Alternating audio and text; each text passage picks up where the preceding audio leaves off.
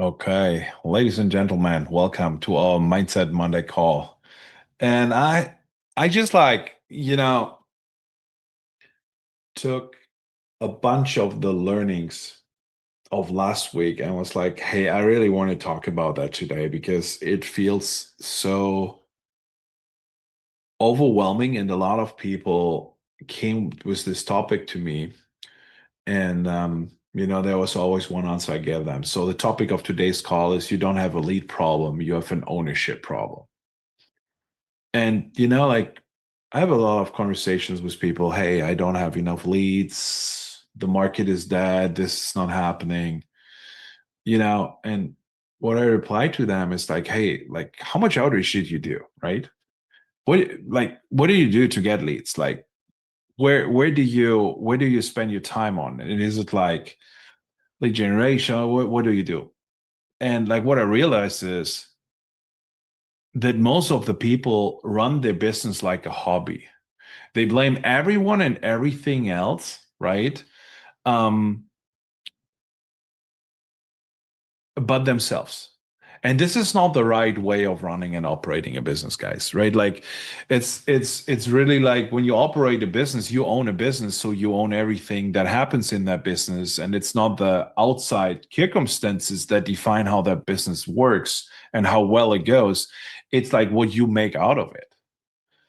Like leads are not the constraint. There's people killing it with leads right now. Tools are not the constraint. There's people like, they make a killing and with these tools, like they get it done, right? And it's not that you don't know enough. Like most of the people in our industry, like just know too much. They know about all these things they know about subdivides and entitlements and, distressed property acquisitions and whatever is out there.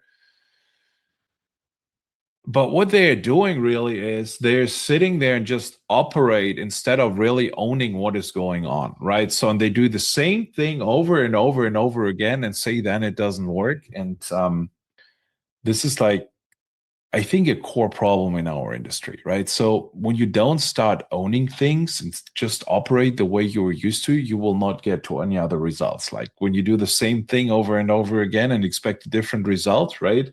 I think Albert Einstein said, like my German fellow, that's the definition of insanity. So let me explain what actually broke, right? Um, you try to touch everything in your business. You're on top of everything and you try to pull the leads and try to do the lead generation by yourself and you try to set up launch control and you try to set up this and the CRM and I need to do all of that by myself, right? But what the reality is, you shouldn't do that, right? Because what really happens when you try really to do everything by yourself, it slows all the deals down you're doing. Because when you really look at your business, what's the highest leverage activity that we have in our business is being on the phone with sellers, closing deals to prices that you want. So what you need to take care in this business is, and this is where it is, like what I hear a lot is like, hey, I don't want to spend that amount of money on marketing. But in the very end, it's like, when you want to make $100,000 in profit on a deal, you probably need to spend $20,000 in marketing. Then you have a 5x return. And that's like for every business pretty healthy, right? So, and what I actually see, a lot of people are operating so much and they're so in the midst of everything. Like imagine what would happen when you're sick for a week. Nothing moves in your business, right? And what also happens with that is you feel all the pressure all the time, even when deals are in motion, because there's so much things you didn't do, right? And I think that's a core problem that a lot of people, the business just moves when they move, and then you don't own a business, you own a job with risk and no guaranteed outcome, right? Um, and there's like three trips I always see, right? I see a lot of entrepreneurs just confusing activity with progress, right? Um, you do like probably constant follow-ups on sellers. Maybe you don't do them, right? You do endless comping, you tweak the little outreach, you try to get better data, you try to find that golden copy, you look at the dashboards, you try to build a CRM together and like another email and change the copy on your mailers and is that good? And you second guess everything and you feel active and that feels safe. But what it really avoids is doing that, what brings you to there where you want to be in life and with your company. It really avoids that you do real decisions, right? Like, so when you really want to own your business, what you need to do is measure outcomes, not effort. It's not about how many hours did you work. It's really what did you generate bottom of the funnel that then generates your outcome in form of, hey, I'm going to sell that property and close a deal. And you should measure the different steps in the way, right? You should measure like from A to B to C to D to E to F to G to see where it breaks, right? And I don't see people doing that a lot, right? Because in the very end, only when you have a feeling like where's stuff moving, there's just like one metric that really matters. It's like what is moving when you're not there, right? Because busy is not a strategy. Just like being occupied and doing stuff all the time doesn't bring you really to the goal, right? It's a great book, by the way. Ben Hardy and Dan Sullivan, 10x is easier than 2x, right? Read that book. And the theory behind that is when you really want to jump up in that what you're doing, when you really want to reach your business goals, you need to cut 80% of that what doesn't belong to it and just focus on the 20% like moving forward, right? And it's really, really tough, I think, on a lot of people because they feel they do so much and do all of this, but when you don't really track what you are doing, right? Like sit maybe down, write down, what did I do today? Like, where did I really spend my time on? And was that like something I thought it was important, or was that something that is really important and actually generates revenue, right? So really, really think about that. The second trap I see people falling into is refusing to buy leverage. I hear a lot of saying, I do it myself for now. I just had actually a discussion with somebody about the autopilot program, and he said, yeah, I have a 9 to 5 job and I just really don't know. And I'm struggling with pulling the leads and I'm struggling with that. And like, I'm struggling with comping and I'm struggling with disposition. I'm struggling with everything. So what he tried to do is he would try to build everything that it's perfect, right? Because he was so scared of spending any money before he's certain. But that doesn't work. Entrepreneurship doesn't work like that, right? Like in entrepreneurship, you need to make calculated risks to get there where you want. And, like sometimes you need to get in motion, right? Before, and don't stuck in perilous analysis, right? And in the very, very end, what you do with that is you really kept volume at your own time. You delay everything. You delay your success because you'll burn out on the way because you will get nothing done, right? What you really should do and think about in your business, and that's like one of the major tasks as a business owner, it's really that you want to buy leverage before comfort. Does that make sense? So what is easier? Is it easier to take care that you have finances, to invest in people that have done this, what you try to accomplish in your company, no matter if it's like CRM leverage or more lead generation or market selection or whatever? Is it easier to get the money for that? Maybe it's through an investor, maybe it's through business credit, maybe fixing your credit score, But when you buy stuff, right, from experts that have done it over and over again, you suddenly produce the outcome much quicker. And the only thing between that And the outcome is that you spend the money on that, right? So one of the major goals in every business is for the owner of the business to stay liquid at all times, right? And business money is not your personal income, right? Investment money is not that what ends up in your bank account and pays the bills. Business money is that what you can buy and leverage to get there where you want to be with your business, right? So owners really, what they do is they take care to have a capital pool to protect their focus on the highest leverage activities, which is in our business, talking to sellers, negotiating deals. While what I see a lot of operators in our space doing, they just spend time to protect cash, right? So like I do it by myself before I spend any money on it. And that's not the right way of doing it because you will not get there where you want to be, right? The third strap I see is there is avoiding structural decisions to make, right? Because how do I mean that? A lot of people I see when I ask them, how did you decide to go in that county? They didn't tell me. They can't, oh yeah, because I read it somewhere on Instagram. But is that really your research? Why do you do cold calling? Why do you do direct mail?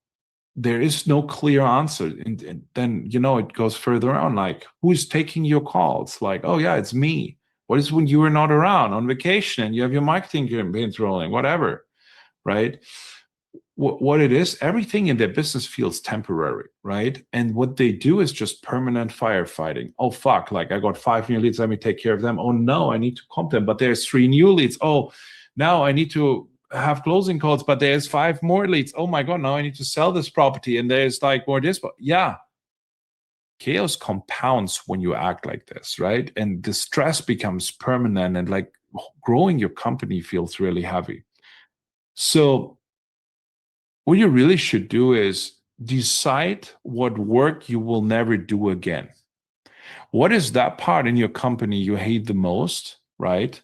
Look the structure for that together. What are you doing today? And then hire it out. No matter if you do it internally with an internal hire or if you do it with an external hire like an agency or whatever, right? Hire it out. Get rid of that stuff you really don't want to do, right?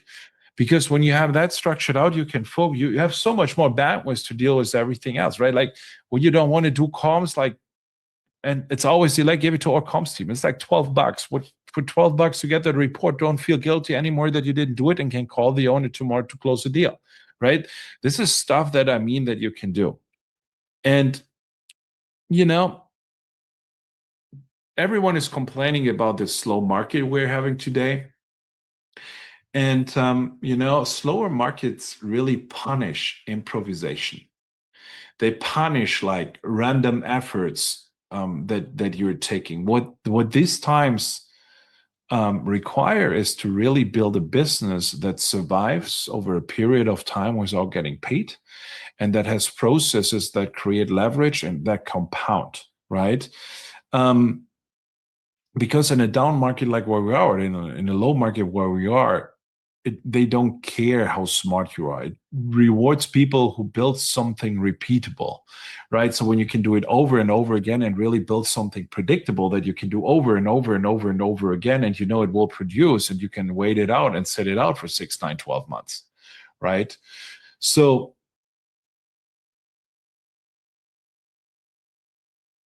let me wrap that up. We do a short session today, but I really wanted to get that out. When you really want to build a business in 2026 that goes through this market, it's long-term successful, you need to think, where can I buy the best leverage for my business? And when you don't have the funds, then it's like, how can I make it happen that I can buy it? Right. And there's things like that in our school here, over here, like in our Land Game Plan 2026.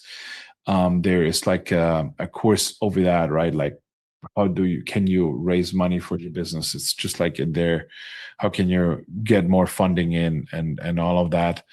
So that's what it is. But like what you really want to do is don't go back to your fixing tactics. Like really look at your business and try to find leverage to stay close to system structure and people who operate like real owners, right? And that can be our community in school, right? Like we really discuss deals. Our whole universe is around doing deals, right? We have the autopilot, which is like, hey, we set up the whole business for you in this system and you just need to talk to sellers. But there's so many other wonderful solutions out there that you can just utilize that do stuff for you when you pay them, and then we'll do them cheaper and better for you, and you will get better outcomes. And when that landed with you, then write me a message on Facebook or wherever you're watching that, or on YouTube, and say, hey, Robin, I need help, or whatever it is. Just like put help or whatever that is. And then let's have that discussion and really see how we can help you, because what you need is systems, leverage, and proximity to other operators and business owners that do the same. With that said, Monday is always a short call, and I think there was a lot of juice in that. Just try in 2026 really to operate like a business owner and not like a hobbyist anymore, because when you do the second thing, you will probably not survive in your business. And with that said, that was it for today. Are there any questions here from the people on Zoom around that? Then fire them out. Otherwise, yeah, I'm gonna bring us home. I give you like a couple of seconds to see if that resonates or not.